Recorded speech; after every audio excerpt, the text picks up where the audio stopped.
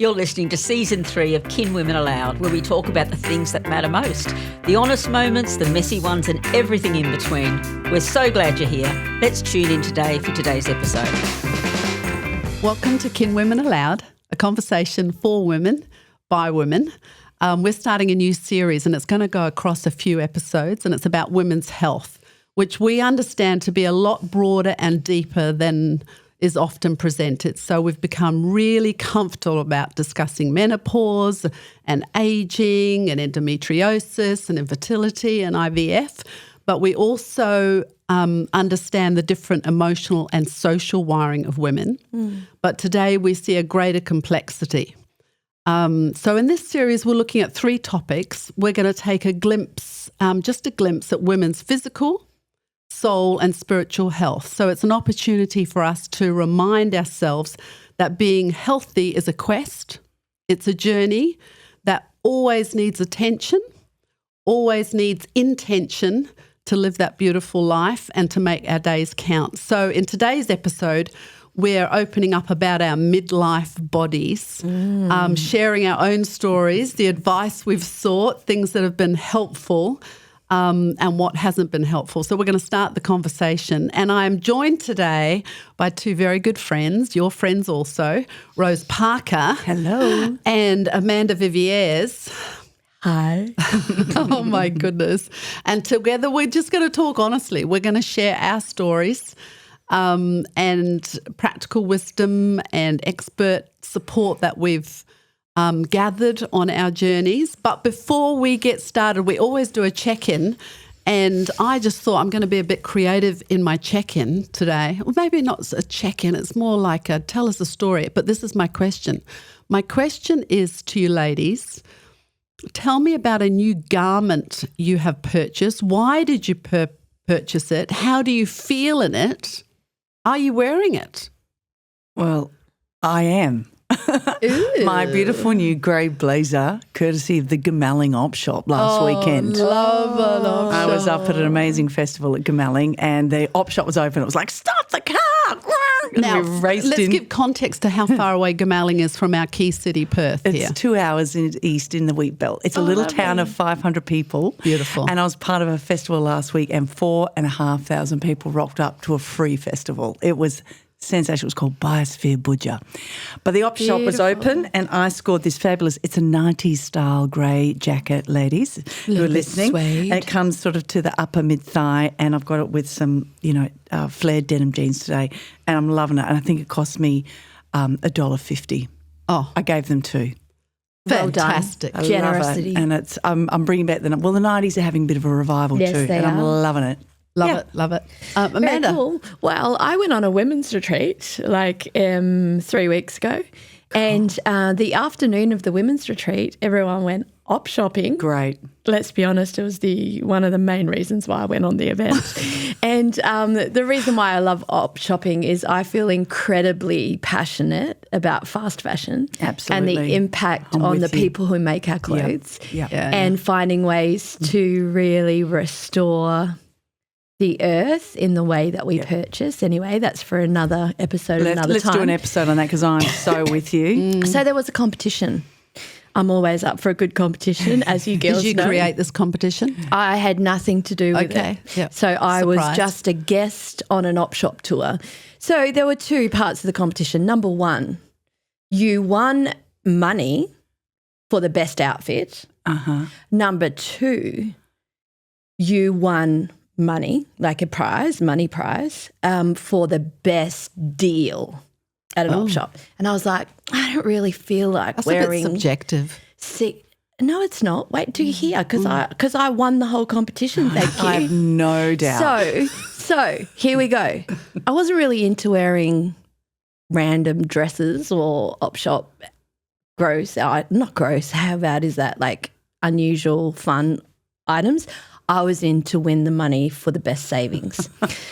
So I went to every op shop trying to find it, blah, blah, blah, blah, blah. I found a pair of RM William boots Oh, no way. that no. fit me, black, How much? $50, and they were worth $700. Yes, they are. And I won. And you got a pair of R.M. Williams So I got the boots. money back and I have R.M. Williams boots, and that's my good favourite girl. little. She's now taking a sip of a cup of tea looking like a Cheshire cat. Yeah, I kind of walk into the room with my R.M. Williams boots. Ain't nothing my gonna beat husband that, honey. started playing cowboy, country and western songs. And here I am, nearly 50 in my boots. That's beautiful. There you go. Was that all you had on? Haven't tried that. Maybe I'll try that tonight. Now that we're talking about I recommend it, honey. Okay. I'm just reining this in right now. I just find this unlocked conversation very interesting because my story is also about secondhand. I mean, I love op shops. Like secondhand for me is just the best, and for lots of good reasons. So I was in Melbourne a few weeks ago, catching up with my family. And we did op shopping because my whole family loves it. And so I am wearing... Ooh, Puma. And it's a little Puma T-shirt. I liked the colour. I liked the Puma on it. Mm-hmm. It's kind of like Cougar. And some of it was related to the fact, oh my gosh, Amanda, you're out of control. Was because I have just come back from Rwanda and I had seen all these beautiful wild animals. That's beautiful. Including cheetahs. And I know this isn't a cheetah, but it's a beautiful. A little reminder. It's a little of that trip. reminder. Beautiful. I love that. Yeah. So I love there that. we go. Marking memories. Marking memories. So I just find it interesting. Our latest purchases have And all that was been not planned. Op shops. totally op shops. Mm-hmm. Yeah, it's a beautiful thing. Okay, let's call this to a close before we get into the main subject. So welcome back. In today's episode, we're going to be opening up about our midlife bodies, sharing our own stories and advice we've sought, lessons we've learnt. And so Rose, Amanda, we're going to be offering some practical wisdom here. The thing I guess I would say is that the midlife body, particularly that phase of perimenopause, menopause, and how it impacts us, body, mind, I mean, it impacts the whole of us really. And I just got to thinking, I guess the old way of thinking is, you're born, you peak at your midlife and from then on it's downhill, right? That was the old picture.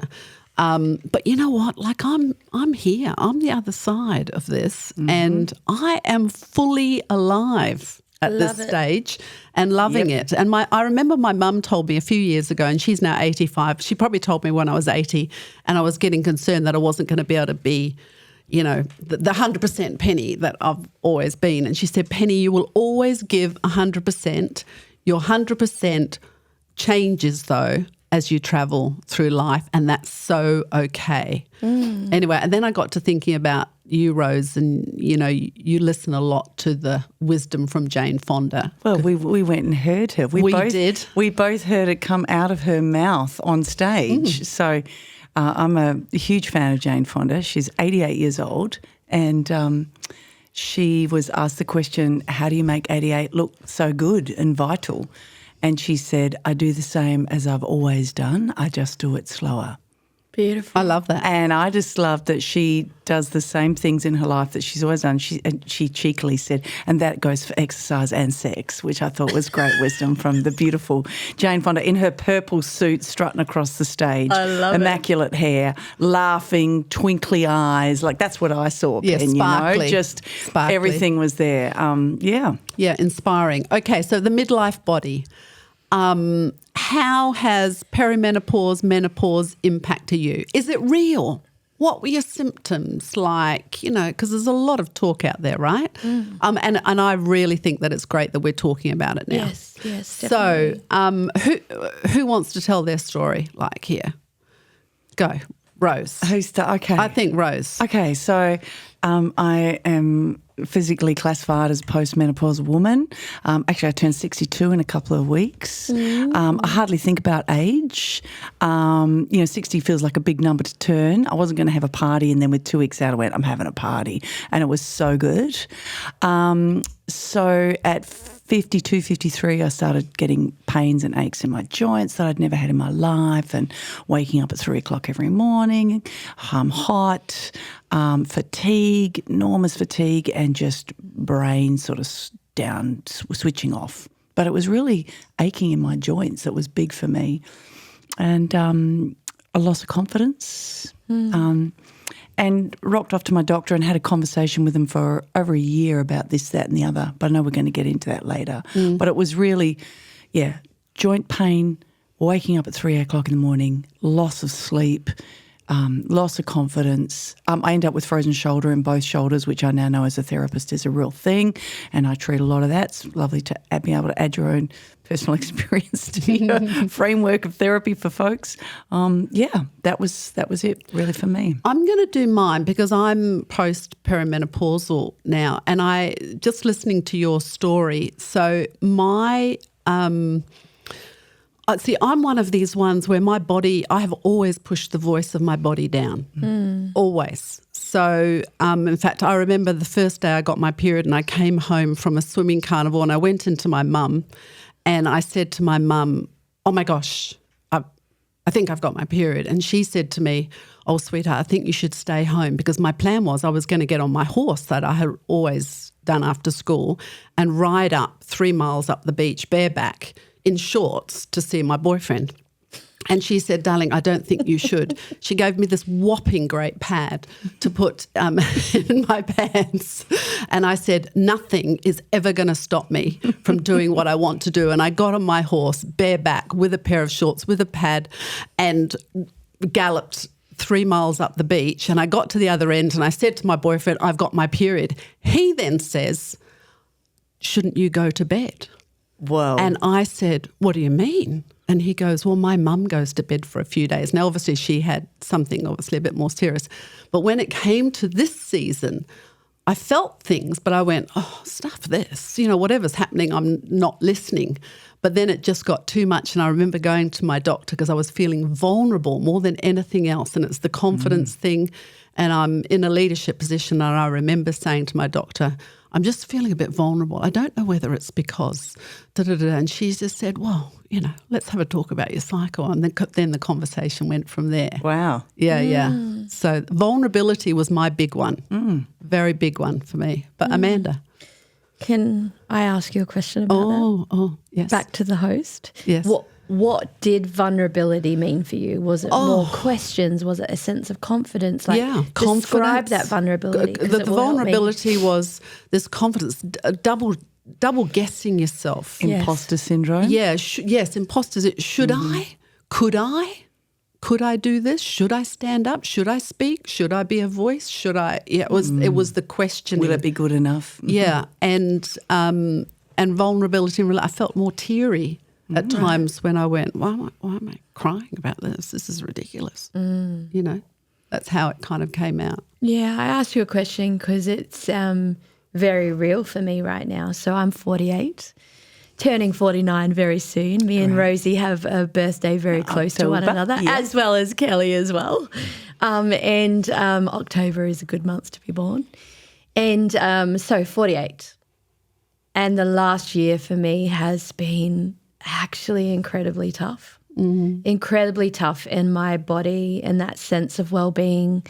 And I do wonder, in my generation, there's a lot more language around it. So I'm able to describe what's happening because there's conversation around it. And I was just going to say, I'm hearing so many of my 40-plus-year-old friends talking about perimenopause. We didn't talk about it much. Yeah. We started the conversation in our early 50s, but I think women are having children older as well. Yes, There's a I definitely lot more did. demand on you in some of those arenas.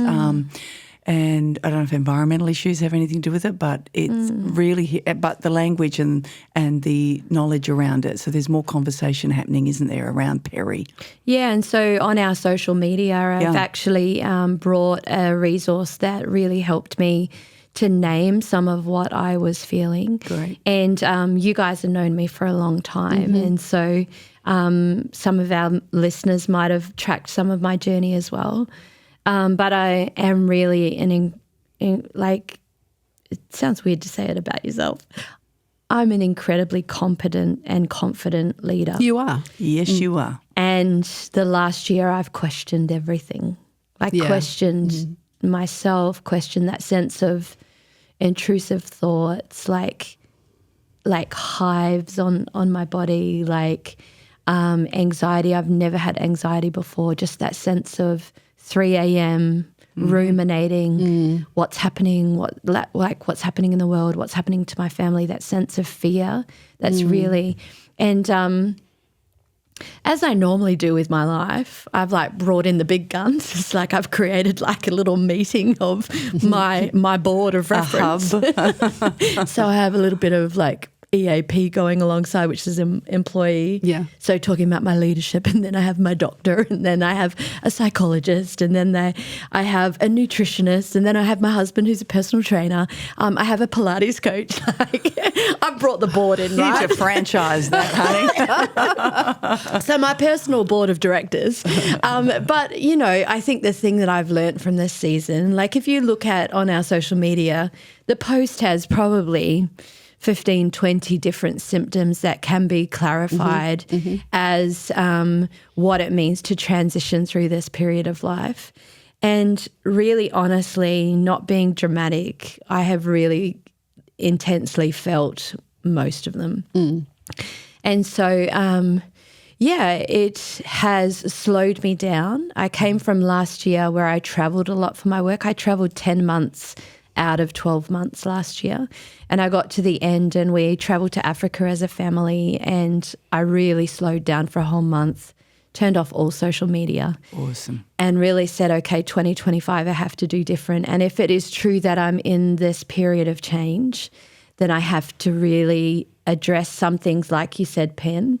Me and my body have not had a great historical friendship.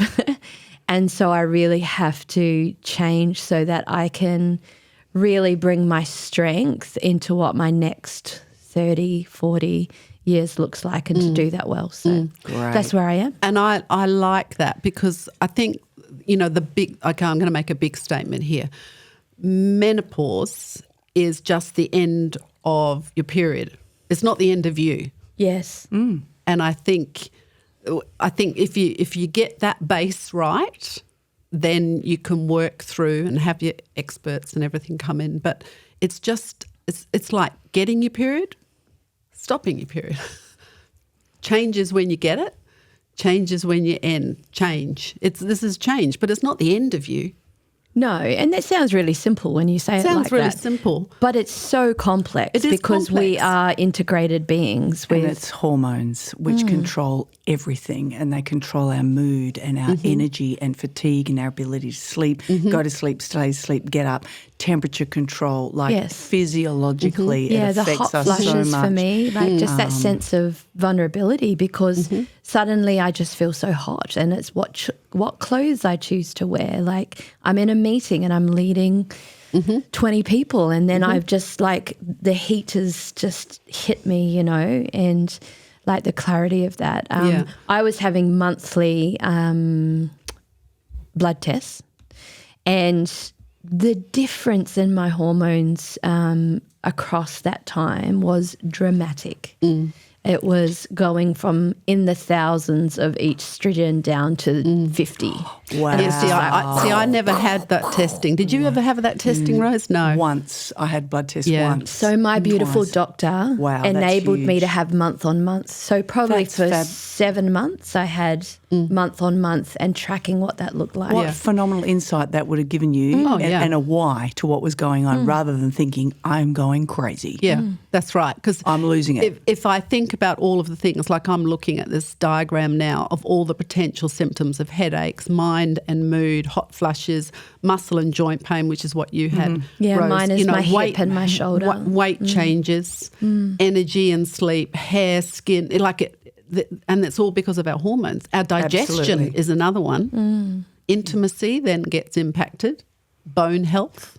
these are hormones. It's just another reminder of how incredibly complex and amazing and magical and phenomenal the female body is, because we know our men folk go through age-related changes and hormonal changes, but they don't have the big O, they don't have estrogen, they have the big E that they deal with, so their system is less complicated. They've got their own journey to do through on their own and alongside us. Oh man, let's not talk about a man's journey.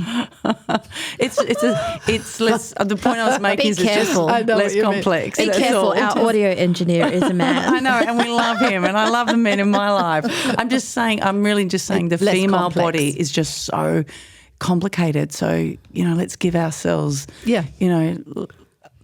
the support that's required and the understanding is what this conversation is all about. And we're going to get into what's been helpful. So I guess, is perimenopause, menopause the end, women? So not. I'm loving my crone era.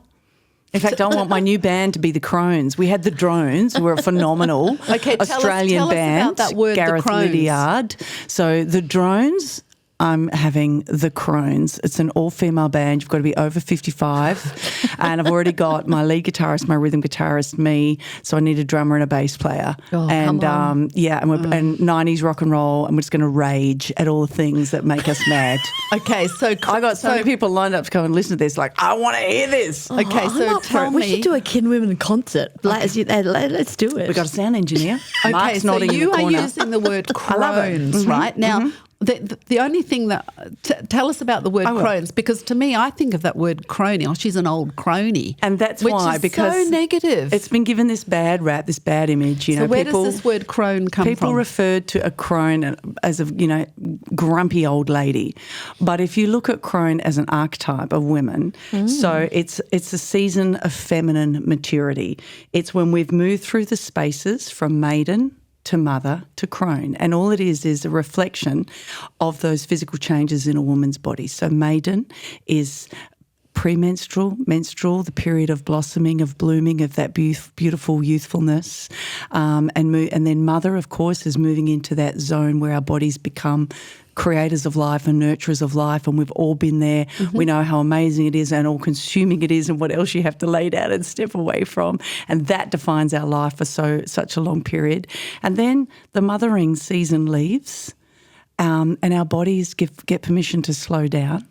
And it's a season, which I know I'm relating to, and you, Penny, where we find this new surge of power. So the other side of menopause, once your body's gone through this little transformation, reformation, because we're laying things down and it's not without a little bit of upheaval, then it's like, what am I going to do now? And the season of the crone is about finding power and liberation in that aging and the self-knowledge that comes with it, because you have more time to integrate that. And contribute that. And and that's what the crone symbolises. Family. Deep wisdom, intuition and a connection to the sacred. And it's often a period of life where you move into mentoring. I know I've certainly, and I haven't even done it consciously, like women are, conversations that I'm having with women. And so it's a new phase of power and wisdom, embodying the culmination of life experience and inner strength. That's beautiful, Rose. That's what you can look forward to, women. And not some haggard old lady. I love, because I've come alongside and been a friend and watched you all transition that period, and the intentional decisions that you've made to live powerfully in the age that you're in. I know that's intentionally. I think that's the point. And I've observed that in you, and it's a great mentoring to me, to observe Kelly and what she's stepping into in this season, Rose, just how your songwriting is just getting stronger and stronger and more distilled with wisdom, and Penny, your leadership journey, and that's that sense of contribution that you bring to the community. And anyway, I'm not hosting, so I'm going to hand it back to you. No. But I love that what you're saying is about reclaiming aging and honouring it, and that's We all can relate to that, And I think Penny. what I'm trying to model is actually when you surround yourself with women who are different ages, there is power in the way that we transition that together. And I see you model struggle. I see you model difficult decisions and the way that you look after your body. And exercise and lean into the new. And it teaches me, which is, I think, how humankind should be. Awesome. Okay, let me ask you one question here around how do you think the generational expectations shape our experience as we navigate these times, especially women in leadership, because we've kind of all got that.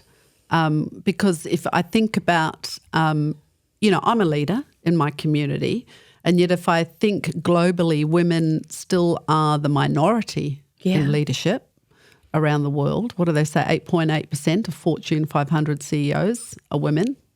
It's pretty low. Well, you It both is women very are in organisations and in leadership roles. I've been in healthcare my whole life, so there's women everywhere. Well, you know? healthcare, interestingly, Yeah. have the highest, with education, have the highest amount of women leaders. So women now are at every level of society. So we're in the home, we're prime ministers, We've just got a new Japanese, woman leader. Phenomenal. First time. Wow. Nepal as well. Yeah. So your question is, my question is, generational... the expectations. So when we navigate these seasons, because we generally are older when we enter these seasons, what do you see? I was just going to celebrate as well. First ever woman who is the Archbishop of Canterbury as well. My It just goodness. happened in the last month, which is radical. Look at this. This is phenomenal. And the thing I wanted to just refer back to, Rose, is you've been in healthcare, but there's been seasons where the way a woman sees leadership and compromise and integrity, you've stepped out and been in a startup environment and stepped towards the new in really courageous ways. And so I just want to acknowledge that part of you and what you did beautifully there. Absolutely. Remind me of the question, because I just wanted to make my own point. Well, women in leadership navigating these seasons. Okay, so I think in my generation, which sounds so bizarre for me to say it, because like one of those crazy 40-year-olds who are like, oh yes, in my generation. I'm like, I will never say in my day. Okay. I never think of myself as not That's helpful. why when I said it, I was like, okay, currently in contemporary circles. Great. The conversation around menopause, menstrual leave, like particularly in corporate environments, is becoming more and more accepted. Is menstrual leave a thing? It is becoming a thing. And so It's becoming is a thing, and there are some menopausal. private companies now who are already providing it. And so is Sensational. flexibility around the workplace, particularly as women nurture and look after their family members, like their mother and father, and also teenagers. So there's a conversation around that. So what I want to say is I am grateful for women who have forged before me the cost of being a woman in leadership, so that I can walk into a much more emancipated system. We're standing on That's their it. shoulders. Okay, so let me bring this to, because we're going to continue this conversation in our next episode. I think we better. Because we actually have to, I want We to look just opened up some boxes. well, because if you think about it, the menopause, perimenopause, menopause, postmenopause, that is the age of wisdom. Yeah. That's what comes. So then we find ourselves in these new realms and new times and new seasons where contribution can still be very significant.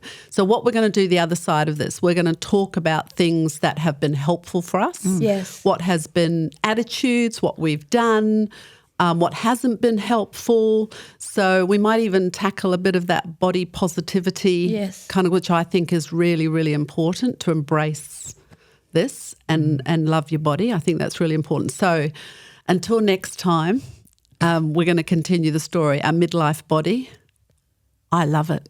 I'm owning it. Good woman. It's the only one you're going to get. I'm probably not there yet, Pen, but I'm ready for your wisdom. I'm ready for your wisdom. I'm trying. We are slightly ahead of you, and you Yes. got to love it. Yes. Yeah, you got to love it. Yeah. So because if you love it, you'll look after it. So good, Penny. And it's not about changing it. Anyway, we'll talk all about that next. Oh, I'd really like some change. Let's close, and we'll see you next time, continuing the conversation, the midlife body. You are our kin. Thanks for tuning into KinWomen Aloud, where real conversations connect us to one another. This episode was recorded at Elemental Sound in Perth with studio engineer Mark Ralph and produced by Natalie Kilner at Mindful Marketing Studio. Be sure to follow KinWomen Aloud on Spotify, Apple Podcast, and follow our socials for more conversations that matter. Until next time, you are our kin.